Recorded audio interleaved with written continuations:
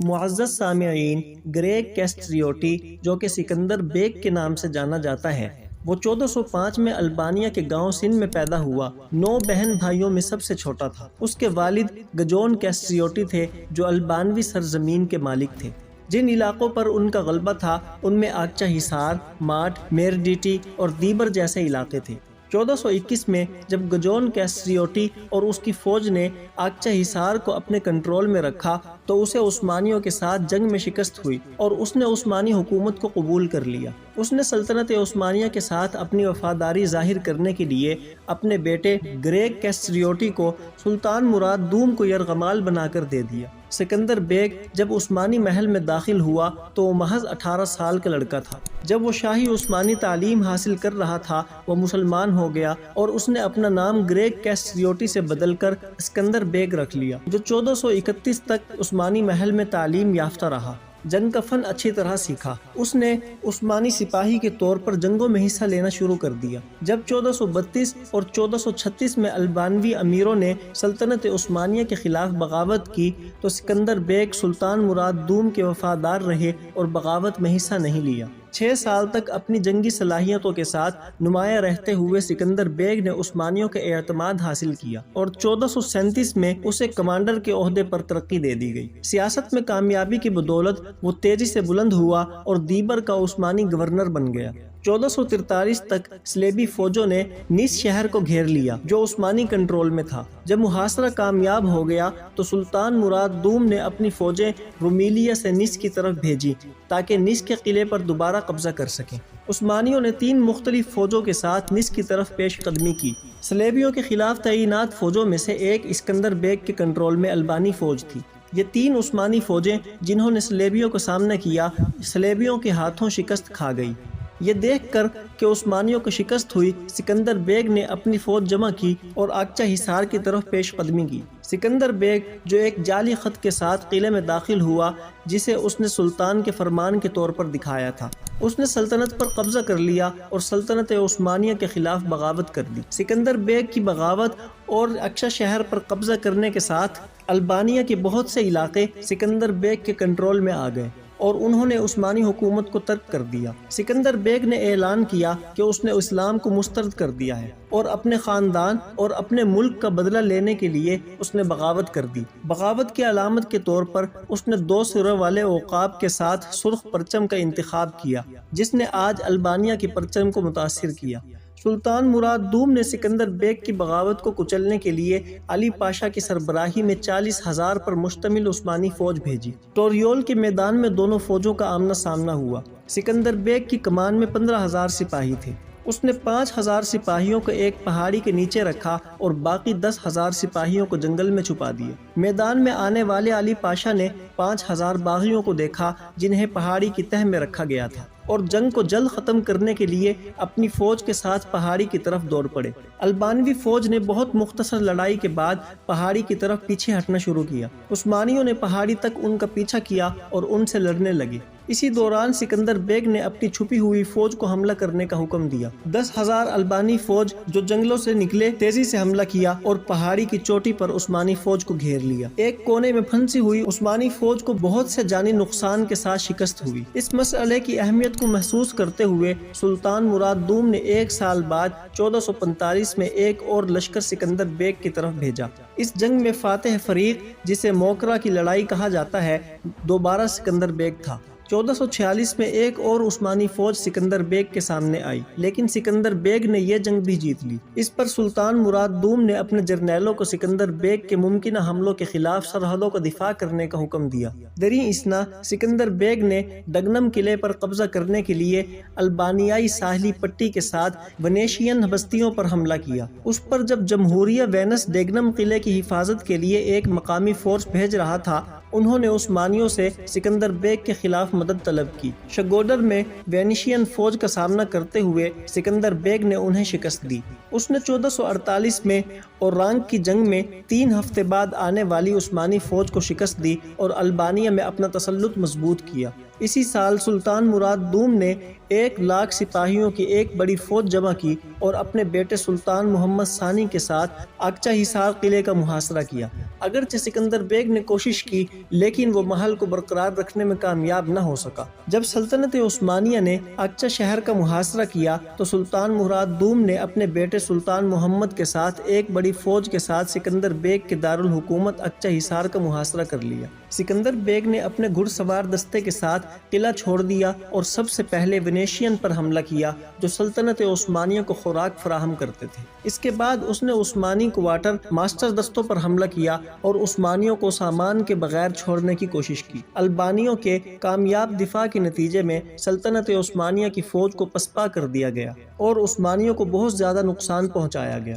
Venetian سے خوراک فراہم کرنے سے قاصر ہونے کی وجہ سے سلطان مراد دوم نے اکتوبر میں محاصرہ ختم کرنے کا فیصلہ کیا جب اسے احساس ہوا کہ وہ شہر کو فتح نہیں کر سکتا۔ جب مراد دوم چند مہینوں کے بعد بیمار ہوا اور انتقال کر گیا تو اس کے بیٹے سلطان محمد فاتح نے تخت سنبھالا۔ اگرچہ سکندر بیگ نے عثمانیوں کے پے در پے حملوں کو پسپا کر دیا، البانیہ بہت ہی تھکا ہوا تھا اور اس کی معیشت تباہ ہو چکی تھی۔ اس کے بعد کے سالوں میں البانیہ پرسکون رہا کیونکہ نیا عثمانی سلطان محمد فاتح رومی سلطنت کو فتح کرنے میں مصروف تھا۔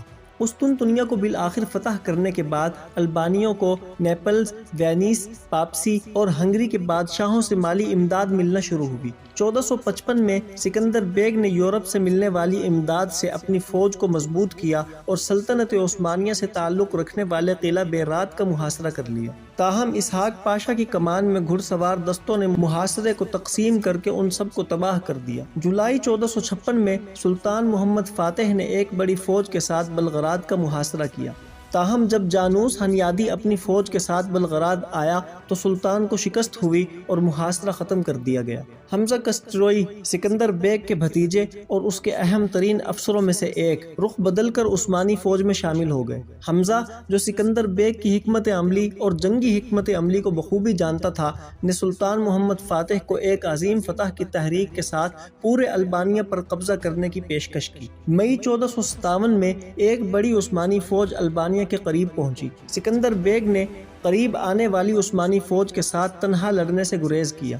فتح سلطان محمد نے اسحاق پاشا اور حمزہ کو فوج کی کمان سونپی تھی۔ اشک پاشا ایک تجربہ کار کمانڈر تھے۔ اس نے 1430 میں گجون کسریوٹی کی بغاوت کو دبا دیا تھا اور ہرات میں کامیاب جوابی کارروائی کی قیادت کی تھی۔ حمزہ کئی مخالف البانوی کمانڈروں کو اپنے ساتھ لائے تھے۔ ان کے پاس اسکندر بیگ سے ان حکمت عملیوں کے بارے میں ذاتی معلومات تھیں جن کی وہ توقع رکھتے تھے۔ عثمانی فوج کل 80,000 سپاہیوں پر مشتمل تھی۔ اس طرح کی فوجوں کی قیادت عموماً سلطان کیا کرتے ہیں، تاہم اس بار ایسا نہیں تھا۔ اسحاق بے اور حمزہ البانیائی سرزمین اور حکمت عملی کو اچھی طرح جانتے تھے۔ سکندر بیگ عام طور پر چارہ پھینک کر جنگ جیتتا تھا جو دشمن کو اپنی طرف متوجہ کرتا اور ان پر گھات لگاتا تھا، تاہم اس بار اس نے لڑنے کے لیے ایک نیا راستہ چنا۔ سکندر بیگ نے اپنی فوج کو کئی گروہوں میں تقسیم کیا۔ اس نے اپنے کمانڈروں کو حکم دیا کہ وہ سپاہیوں کے ساتھ جنگلوں اور پہاڑوں سے کوچ کریں، عثمانی فوج کے ساتھ کسی بھی طرح سے مشغول نہ ہوں اور جب تک ہدایت نہ دی جائے گروہوں کو متحد نہ کریں۔ اسحاق پاشا نے فیصلہ کیا کہ وہ البانیہ کے مرکزی قلعہ اقچہ حصار کا محاصرہ نہیں کرے گا جب تک کہ وہ اسکندر بیگ کی پوری فوج کو مکمل طور پر شکست نہ دے دے۔ عثمانی فوج نے کوہ تمنیشتا کی شمال میں کیمپ لگایا اور اسکندر بیگ کے ظہور کا انتظار کرنا شروع کر دیا۔ عثمانی سپاہی سکندر بیگ کی تلاش میں تھے اور البانیہ بھر میں اس کی فوج کو تلاش کر رہے تھے۔ سکندر بیگ جولائی اور اگست کے دوران پہاڑوں میں موجود رہا۔ صحیح وقت پر اسکندر بیگ نے اپنی فوج کو اشارہ دیا۔ اس کی فوج الگ الگ گروہوں میں عثمانیوں کے لیے پوشیدہ متحد ہو کر عثمانی کیمپوں کی طرف بڑھی۔ سکندر بیگ اپنے انتہائی قابل اعتماد آدمیوں کے ساتھ ایک اونچی پہاڑی پر گیا اور دیکھا کہ عثمانی سپاہی آرام کر رہے ہیں۔ اس نے اپنی فوج کو ٹکڑے ٹکڑے کرنے کا حکم دیا۔ عثمانی فوج کو چاروں طرف سے گھیر لیا گیا۔ حمزہ نے فوجیوں کو ترتیب دینے کی کوشش کی۔ اسی لمحے البانوی جنگ کے ہارن سنائی دے رہے تھے۔ چھپے ہوئے البانیوں نے کیمپ کے دوسری طرف سے حملہ کیا، جبکہ عثمانی فوج پہلے حملے سے ابھی تک دنگ رہ گئی تھی۔ وہ خوف زدہ ہو گئے جب انہوں نے ایک اور البانوی فوج کو پیچھے سے آتے دیکھا اور وہ لڑنے کے لیے دو حصوں میں بٹ گئے۔ اس کے بعد ایک اور البانوی جنگ کی آواز سنائی دی اور تیسرے البانوی فوجی بھی چھپے ہوئے بھی نمودار ہوئے۔ انہیں گھیرے ہوئے دیکھ کر عثمانی فوج گھبرا گئی اور انہوں نے عثمانی فوج کو قتل کرنا شروع کر دیا۔ عثمانی فوج کی ہلاکتیں 30,000 کے لگ بھگ تھیں اور 15,000 سے زائد سپاہی زخمی ہوئے۔ بہت سے عثمانی سپاہیوں کو غلام بنا لیا گیا۔ قیدیوں میں سکندر بیگ کا بھتیجا حمزہ بھی تھا۔ یہ فتح سکندر بیگ کی عثمانیوں کے خلاف اب تک کی سب سے بڑی فتح تھی۔ 1462 تک سکندر بیگ ہر سال آنے والی عثمانی فوج کو پسپا کرتا رہا، لیکن اگلے ہی سال عثمانی فوج اسی طاقت کے ساتھ دوبارہ حملے کرنے لگی۔ اتحادی ریاستیں سکندر بیگ کی ہر ممکن مدد کر رہی تھیں، کیونکہ البانیہ کی دفاع نے سلطنت عثمانیہ کی توسیع اور فتح کی تحریکوں کو اٹلی اور مغربی یورپ تک جانے سے روک دیا تھا۔ 1463 میں سلطان محمد فاتح نے 3 الگ الگ فوجیں تیار کی اور انہیں البانیہ پر بھیجا۔ جب سکندر بیگ کو معلوم ہوا کہ 3 عثمانی فوجیں اس کے اوپر آ چکی ہیں تو اس نے اپنی فوج جمع کی اور روانہ ہوا۔ اس نے پہلی فوج کو سنان پاشا کی کمان میں موکرا کے قریب شکست دی، دوسری فوج کو اوہرڈ میں حسین بے کی کمان میں شکست دی اور تیسری فوج کو اسکو بچے کے قریب شکست دی۔ کیونکہ اسکندر بیگ کے ملک کا جغرافیہ مشکل پہاڑوں اور تنگ آبنائی کے ساتھ تھا، وہ اپنے ملک کا دفاع کرنے کے قابل تھا، طاقت اور کامیابی کے ساتھ۔ تاہم سلطان نے ہر سال البانیہ میں فوج بھیجنا جاری رکھا اور دھمکی دینے کی حکمت عملی پر عمل کیا۔ عثمانی حملوں کے نتیجے میں جو ہر سال تجدید ہوتے تھے، البانیوں کو بہت زیادہ نقصان اٹھانا پڑا۔ ملک کی معیشت تباہ ہو چکی تھی۔ سلطان محمد فاتح نے 1465 میں بالا بن پاشا کی کمان میں ایک مضبوط فوج دوبارہ اسکندر بیگ کی طرف بھیجی۔ اسکندر بیگ نے اس جنگ کا اختتام بھی فتح کے ساتھ کیا۔ تاہم پیچھے ہٹنے والی عثمانی فوجوں نے سکندر بیگ کے 19 اعلیٰ افسروں کو گرفتار کر لیا اور انہیں استنبول لے آئے۔ یہ اسیران اسکندر بیگ کے لیے بہت بڑا دھچکا تھے۔ جب اس نے ان قیدیوں کو سلطان محمد سے تعاون کے لیے مانگا تو سلطان محمد نے اس پیشکش کو ٹھکرا دیا اور ان سب کو پھانسی دے دی۔ اسی سال سلطان محمد نے مزید 2 عثمانی فوج سکندر بیگ کی طرف بھیجی۔ سکندر بیگ نے دونوں فوجوں کو شکست دی اور تمام عثمانی سپاہیوں کو قتل کر دیا جنہیں اس نے سلطان کے خلاف انتقامی کارروائی میں گرفتار کیا تھا۔ اس پر اگلے سال 1466 میں سلطان محمد نے 3000 سپاہیوں کی فوج تیار کی اور اس بار فوج کی خود قیادت کی۔ اس نے اقچہ حصار شہر کا محاصرہ کر لیا، جس پر وہ 16 سال پہلے اپنے والد کے ساتھ قبضہ نہیں کر سکا تھا۔ سکندر بیگ نے دوبارہ محل چھوڑا اور مدد کے لیے اتحادی ریاستوں کے پاس چلا گیا۔ مہینوں کے مشکل محاصرے کے بعد سلطان محمد فاتح نے محاصرہ بالا بن پاشا کے سپرد کر دیا۔ سکندر بیگ نے ملنے والی مدد سے واپس آ کر بالا بن پاشا کو شکست دے کر اسے شہید کر دیا اور محاصرہ توڑنے میں کامیاب ہو گیا۔ اگلے سال سلطان محمد ایک بڑی فوج کے ساتھ واپس آیا، گویا کہ ہم ایک ایک کر کے مریں گے لیکن ہم 1000 کو زندہ کریں گے۔ اس نے اقچہ حصار کے آس پاس کے قلعوں پر قبضہ کر لیا اور پورے البانیہ میں سلطان محمد نے سکندر بیگ کو اپنے قبضے میں لیے ہوئے قلعوں میں سپاہیوں کو چھوڑ دیا۔ سکندر بیگ کے لیے حالات بد سے بدتر ہوتے جا رہے تھے۔ 1468 میں سکندر بیگ اچانک ملیریا سے بیمار ہو گیا اور جنوری میں اس کی موت ہو گئی۔ جب انہوں نے سکندر بیگ کی موت کی اطلاع سلطان محمد فاتح کو دی تو سلطان نے کہا، عیسائیت پر افسوس، وہ اپنی تلوار اور ڈھال کھو چکے ہیں۔ سکندر بیگ کے بعد اس کے بیٹے کیسٹیوٹی نے البانیہ کا دفاع کرنے کی کوشش کی، لیکن وہ کامیاب نہ ہو سکا۔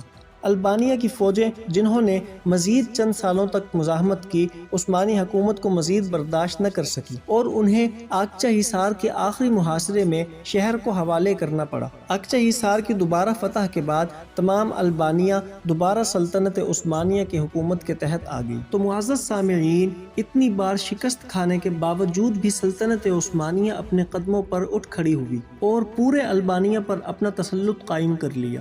گر کر اٹھنا ہی اصل مہارت ہے۔ تو معزز سامعین، اس ویڈیو کا اختتام ہم یہیں پر کرتے ہیں۔ اگر آپ کو ہماری ویڈیو پسند آئی تو چینل کو لائک اور سبسکرائب کر دیں۔ شکریہ۔